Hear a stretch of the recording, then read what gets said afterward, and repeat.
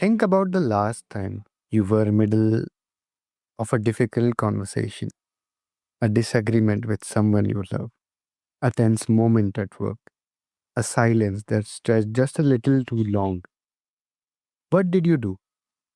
If you're like most of us, you either shut down or you said something you did not quite mean. And here's the thing, that is not a character flaw.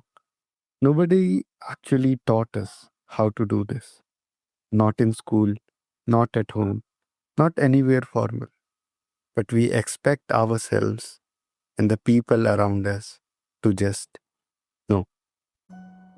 Welcome back to Healthy Mind, Healthy Life, where we have honest, grounded conversations about the things that actually shape how we feel inside. I'm your host, Yusuf, and I'm so glad you are here today. And for today, our guest is Michael Ashford, a speaking and executive communication coach, award winning journalist, author of Can I Ask a Question? Host of the podcast Rethinking Communication, and someone who has spent years researching what happens when people try to connect and why is it so often goes sideways. Michael, welcome to the show. Yusuf, beautiful introduction, and I so appreciate it. I appreciate the context you've given us to this conversation and looking forward to it. Thank you so much. So, before we get into the heart of the things, I love to start somewhere very personal, okay? So, what was the moment in your life where you realized that I actually don't know how to communicate through hard things? Like, when did that land for you? I could go the really the really difficult route and say it was when I lost my job, got fired for just sheer I counted up to lack of good quality conflict communication. But I actually really like to use a perhaps a more lighthearted and funny example. When I was in college writing for the student newspaper, I was doing a story about a college football player at the university that I was attending. He was a very high level athlete. He was a top level student. He was an academic All American. He was a father and he was a husband. So he was a busy guy. And Yeah. I was writing a story about him. And somewhere in my notes, Yusuf, I had written down that his wife was pregnant with their second child. I Okay. have no idea where I got that information, but as I got to the interview and as he and I started talking and I was asking him questions that I had pre-written down and I just assumed that I already knew the answer to, I got to that question. How do you think life is going to change with baby number 2 on the way? And his Okay. face twisted and he kind of like gave me this puzzled look and he was quiet for a second. And in my head, I knew. I was like, oh my gosh, I did something wrong. I shouldn't have asked that. And finally he Mm. says, do you know something I don't? My wife's not pregnant. And I was so embarrassed. I was just beside myself I'm sure my face was so red. And it's it ended up being fine. Like, I wrote the story, we got along with it, we laughed, I was embarrassed, but, no harm, no foul. But Yusuf, it was an example of the approach so many of us take into our conversations, which is we don't lead with true, genuine curiosity. Yeah. We lead seeking answers to questions that we think we already know the answers to. And when we do that, things break down.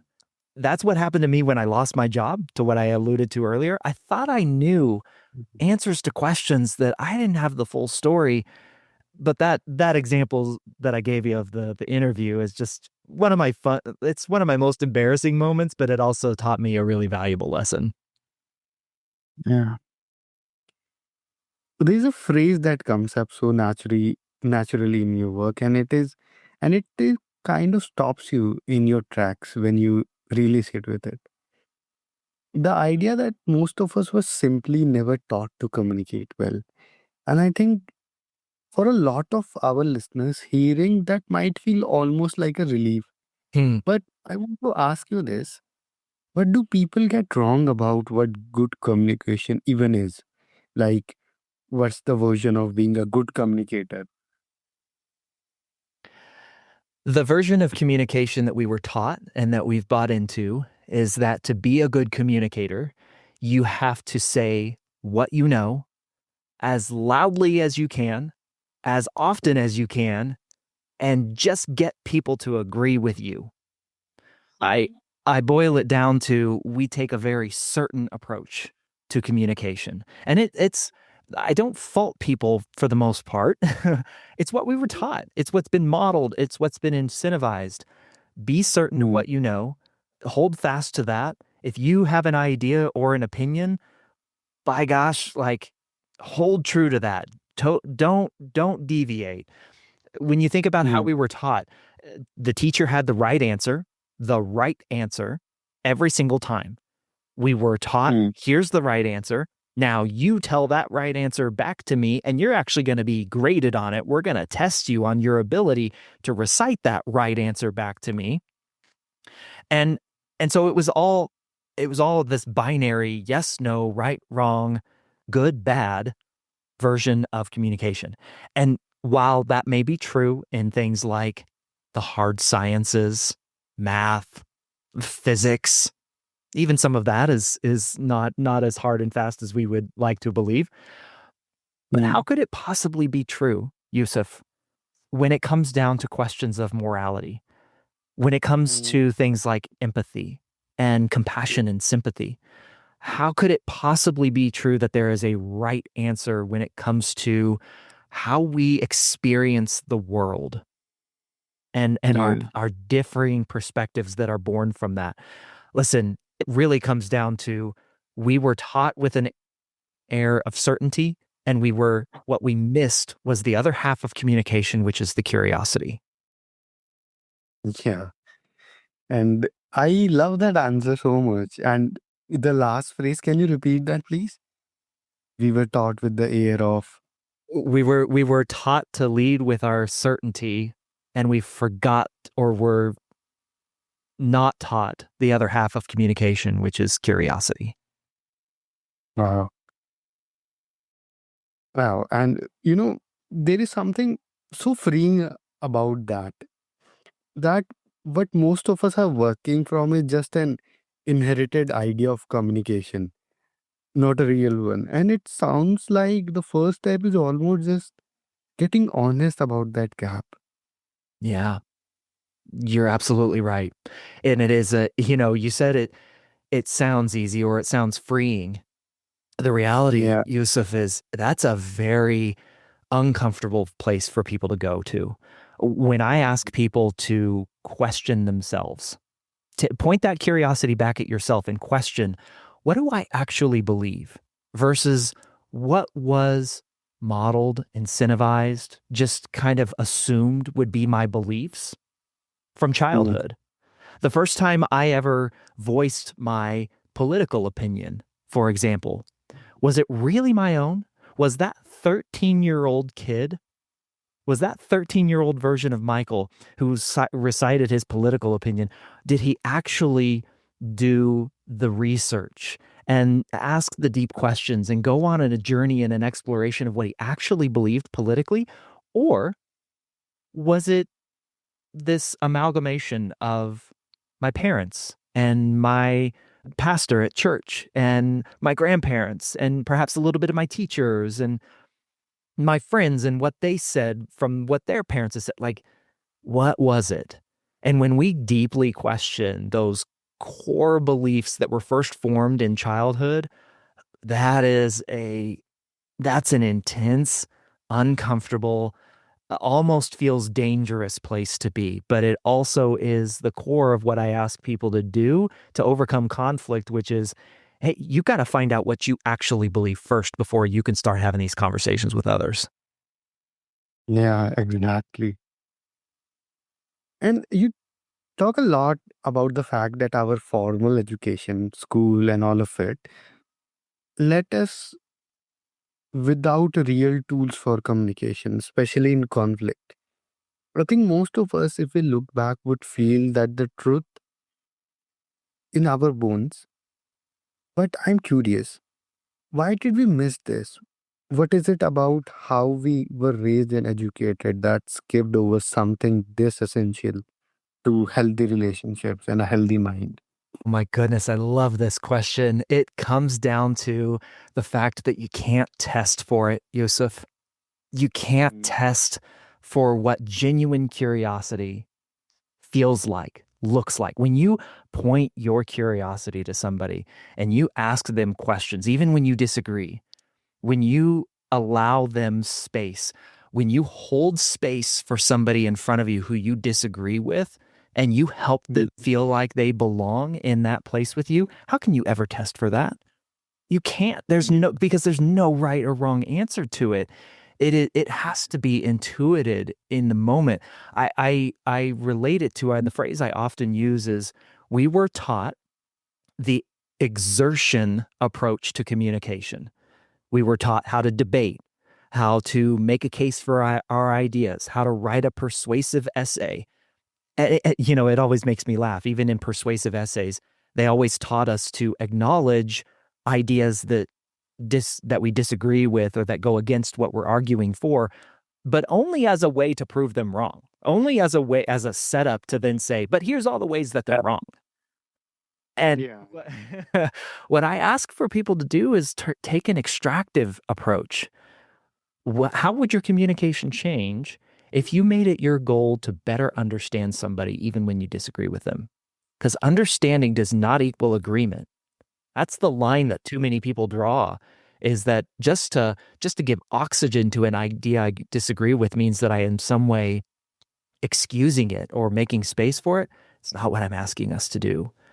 But to make space for somebody who disagrees with you is the only way that I think we find common ground, the only way that I think we uncover what we're actually arguing about rather than just arguing over the fact that we're arguing.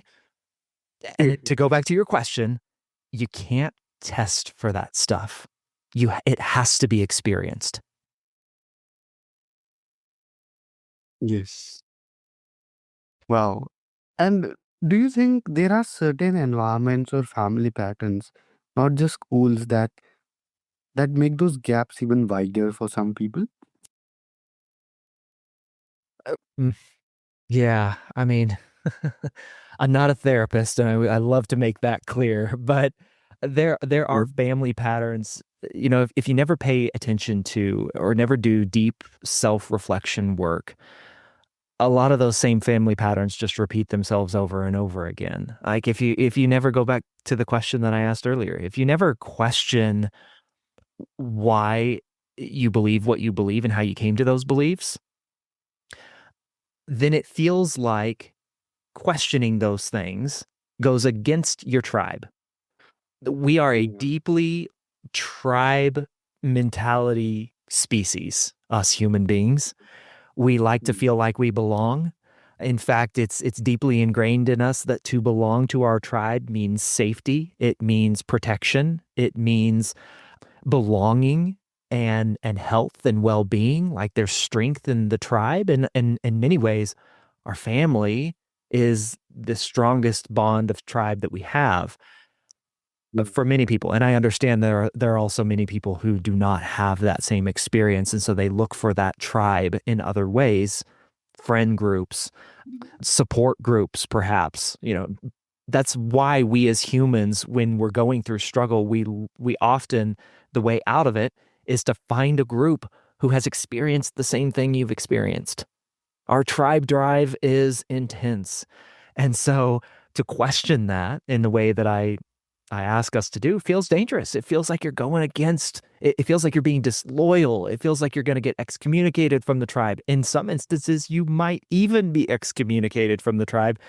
Just look at politics today. You say you're a different kind of politics than the family that you grew up with. There are many family relationships that break down over that. And if we don't break Mm.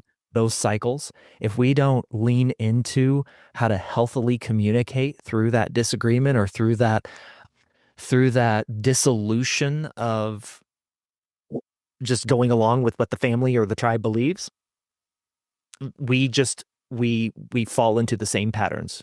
We We tell ourselves, well, better to not be my true self than to be kicked out of the clan. It's a real thing, and I fully acknowledge that. Eh, When you work with someone, whether it's an executive, a parent, a leader, mm, what does the breakdown look like in real time? Like when someone's communication gap around conflict actually surfaces, like what are the signs? What does that look like in the body, in a conversation, in a relationship? It's a lot of certainty. It's a lot of shutdown. It's a lot of simplistic thinking. I'm not saying people are simple-minded, but it's trying to take a very complex, nuanced, gray, messy middle idea, and when we start to fall back on our default patterns, we try to simplify it down to the things that make us feel like we're right. That's where the breakdown happens. Is we try to take a complex idea and smooth it out. And I Mhm. often orient people when in conflict, when I see those things happen, I get curious with them. I ask them questions, of course, but two of the most important questions that I ask people, that I ask leaders to consider when they are in conflict with someone, perhaps on their team are, what's your goal? What is your goal here? And as a subset to that, are your actions, the way that you're approaching this, are they helping you meet that goal? And then the second Mm. question is, what could you be missing? Because I have an idea or a thought here, maybe radical, but I believe that no human can know everything. It's just, I just don't think it's possible. In fact, I know it's not possible, but roll with me here. If you don't know everything, because how could you possibly, especially what's going on in someone else's mind? It's called the problem of other minds. You can't possibly know everything else that's going on in somebody else's mind. Then you Mm. have to get curious about what you don't know. And by asking yourself the question, what could I be missing? That turns on your empathy. That turns on the faucet of complex thinking, where you begin to say, hmm, well, I'm assuming this person did this thing for this reason. I'm assuming they said this thing because this is who they are. But if I ask myself the question, what could I be missing here? Now I have to be kind of uncomfortable and think, well, why would they say that? Why might they have taken that approach that I don't know about? Mm. It gets you into an uncomfortable place, but it gets you into a healthy conversational place. Yeah. Michael, for people who want to connect with you or want to learn more about this, where can they do that? Yusuf, the hub of everything that I do is on my website at michaelashford.com. You also mentioned a few resources there in the intro. I've got a podcast. It's called Rethinking Communication. I have a book out there called Can I Ask a Question?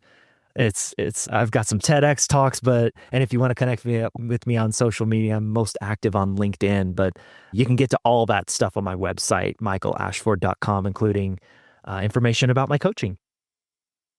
Perfect. And to everyone listening, all these links are in the show notes, so just go and check those out. Michael, is there any last message that you want to leave us with?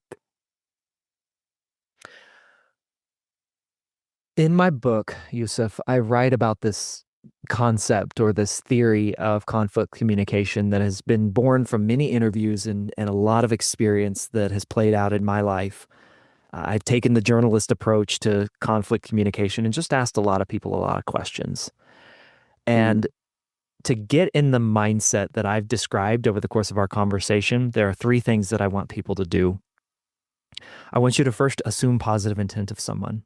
When you disagree with them, assume that they had positive intent. You may not agree with what that intent was, or even that it was positive in the end, but just orient your mind around the fact that somebody might have assumed that they were doing right.